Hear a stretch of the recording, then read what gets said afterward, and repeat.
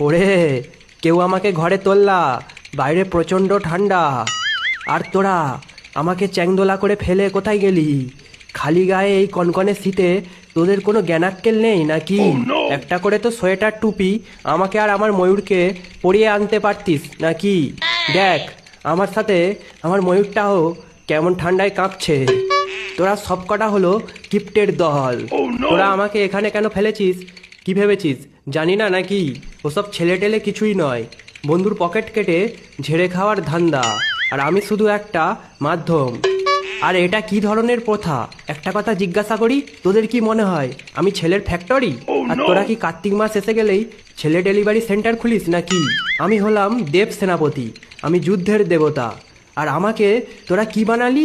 ছেলে ডেলিভারি সেন্টারের হেড। আরে ভাই, তোদের যদি ছেলে লাগে তোরা নিজেরা ব্যায়াম কর, নিজেদের শরীর চর্চা কর, নিজেরা ভালো মন্দ খাবার খা।